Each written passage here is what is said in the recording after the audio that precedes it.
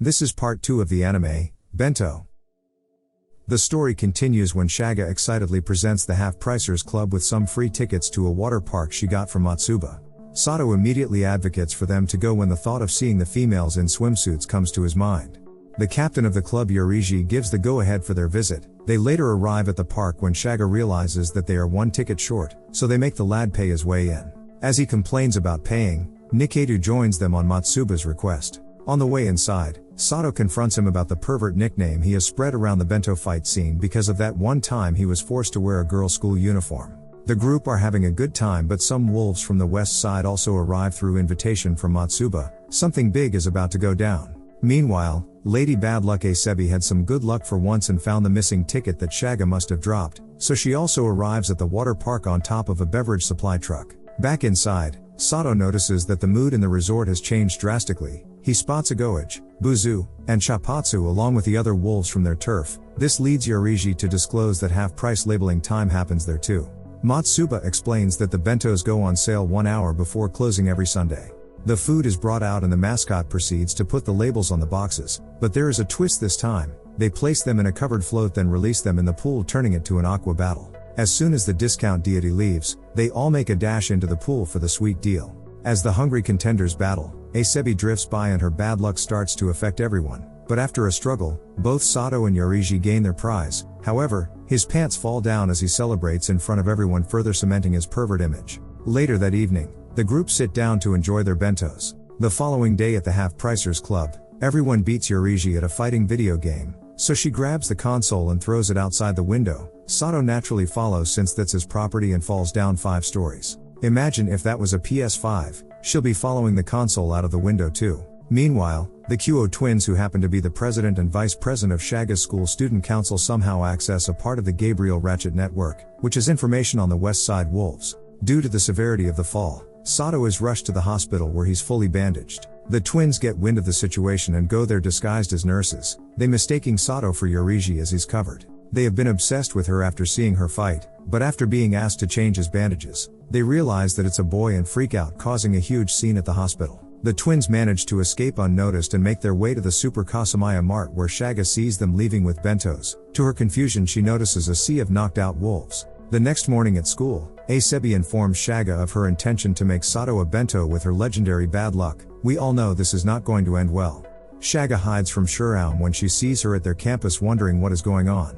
Turns out that the twins have footage of Sato trespassing at their school, so have called his class president to hear their complaint, hoping to get an official apology. But Shuraum came prepared, countering them with pictures of Shaga trespassing at her school. She also requests an apology and both parties do so, but their egos are a bit bruised. Later at school, Shuraum slaps Sato for the embarrassment she faced because of his shenanigans. Soon after at Half-Pricers Club, Yoriji gives some ice to cool that hot slap while Asebi presents Sato with her homemade bento. Shaga also gives him a good luck charm to counter all the bad luck he's about to ingest. Upon eating the food, he is forced to give positive feedback even though it tasted awful. He should have channeled his inner Gordon Ramsay and told her the food tasted like Gandhi's flip-flops. That night, Shuraum goes to Oshiro's place to tend to her after suspecting that she might be ill, but the student president leaves when she finds a Macho Man's magazine in Oshiori's room. The following day at school, she slaps Sato with the magazine, accusing him of giving it to Oshiori because it has pictures of him on the muscular bodies. When he tries to clear his name, he's only met with more beatings. Even the other girls around join in giving him a verbal jumping while he lays helplessly on the floor. I feel like this girl paid full price for the Will Smith slapping course. Later that night at the Super Top Mart, the Kuo twins begin their offensive by defeating Chapatsu, after which they humiliate her by placing a shopping basket over her head. The following morning at school, they confront Shaga about her infiltration of Sato's school, notifying her that the student council will summon her for their final verdict on her punishment. Back at the hospital, Sato has finished his treatment and is slapped with a hefty bill to pay. The young lad complains while leaving. He must win his upcoming comeback fight or starvation is on the cards. On his way home, he stops by the Super Kasumaya shop because a group of people have gathered there. He sees that another prominent wolf has been taken down with a basket put on his head. Sato worriedly watches as they pull him into the back office. During that interval, Niketu meets up with Shaga to discuss the appearance of the deadly duo Orthros. At this point, no one knows that it's the twins, as their victims don't even get the chance to ID them. Their sudden rise has even led some wolves to turn their back on the supermarkets. From his investigations, they seem to be from Kurasai High. The twins suddenly come to Shaga's mind. The duo also appear to be only interested in strong opponents, meaning, their targets are those with aliases. Later that evening, the cousins play some video games when Shaga asks Sato to have his comeback fight at the East District, but he alerts her that Yoriji advised that he fight at Kamoshita Mart since there are no schools in the area and veterans usually don't bother to go there because of the distance. So it's the perfect environment for his rehabilitation. The following night, Shaga makes her way to Kamoshita Mart, but she is surprised to see the Kuo twins there. She however dismisses it, concluding that Orthros would not turn up at such an insignificant location. She leaves as Sato also arrives. The young lad is excited to be back, walking through the aisles while some hungry wolves watch on. The twins talk to him as the discount deity leaves the shop floor. After some time, Shaga comes back to Kamoshita with a bento in hand, expecting Sato to have had a smooth comeback, but she meets him knocked out with a basket on his head, the calling card that Orthros was there. He regains consciousness at a nearby park where Shaga and Nikedu break the news that he was a victim of the deadly duo. From the look on his face they conclude that he too doesn't know what hit him. Nikedu congratulates and gives Sato some food to fill his empty stomach as he leaves. Meanwhile, fresh from their victory, the twins complain at home about how weak Sato was, but from their discussion it seems like they suffered some sort of humiliation at some other supermarket in the past. The next day, Sato comes to the club room to meet Yoriji sleeping while studying a book on the mythology of the Orthros. He also picks it up to have a look. The twins are named after a black dog with two heads which has an affiliation to Hades. Soon after the captain wakes up, he alerts her on his loss the previous night. She gives him some words of encouragement while asking them to team up in tonight's bento fight. Darkness falls on the city as the prominent wolves come to the Hoki Mart to battle it out. The twins are also present and apologizes to Sato for the night prior, but he doesn't know what they did to him, so he just accepts it. He's more interested in keeping an eye for when the discount deity finishes, because as soon as it's done, they all rush for the bentos. The wolves do their thing as they dominate, but suddenly Shaga and Sato are knocked down. The rest of the fodder wolves start falling like raindrops to Yoriji's surprise. She rushes to grab her bento, but a shopping basket cuts her way. The Kuo twins have made their grand entrance. They use the shopping baskets to block, launch and execute their attacks in a spectacular fashion. The speed of their movements is too great as they completely dominate Yoriji, leaving her in a pool of blood to everybody's surprise. They talk some smack, take their bentos and then put a basket on her head.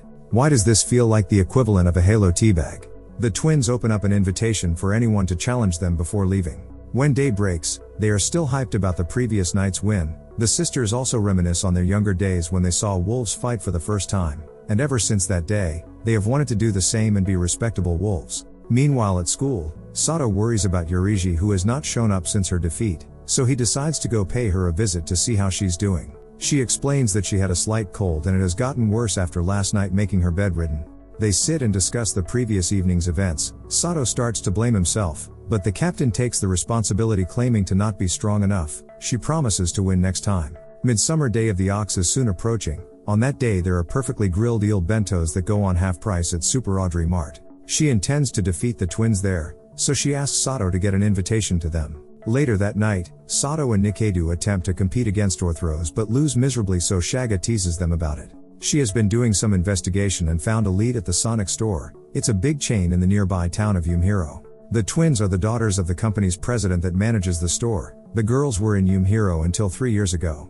They quit being wolves over there and moved away. Nikedu decides to go there to find out what happened.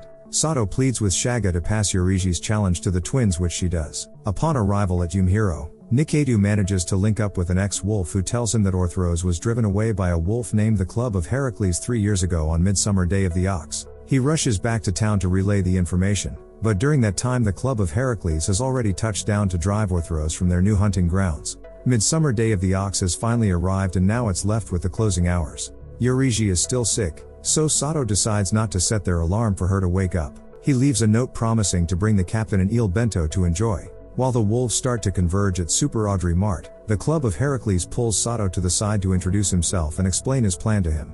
The twins are worried that a repeat of 3 years ago might happen, but they gather the courage to still go. Agoage, Buzu, and Shapatsu see Sato running away from the store to their confusion, but the Club of Heracles explains the situation to them. Nikedu and Shaga rush into the mart as it rains. The twins also arrive but are greeted by their nemesis. He confronts them again using the same tactic from 3 years ago. The Club of Heracles has instructed all wolves in the mart to allow Orthros to pick their bentos without resistance since they are too strong. This essentially ostracizes them from experiencing the thrill of the fight. Sato returns back to the shop exhausted. He ran around to increase his hunger to the point that it starts to resonate with his fellow wolves. They all rush for the bento, spoiling the club's plan. The mart breaks into a frenzy as they all fight for the eel. The club of Heracles gets annoyed and starts to fight Sato, but he's ultimately taken down by the twins when Sato invites them to join. Orthros lose their first battle as they eat cup noodles and a rice cake while the rest chow down on the eel. Sato takes the choice special eel bento to Yoriji, where they both enjoy.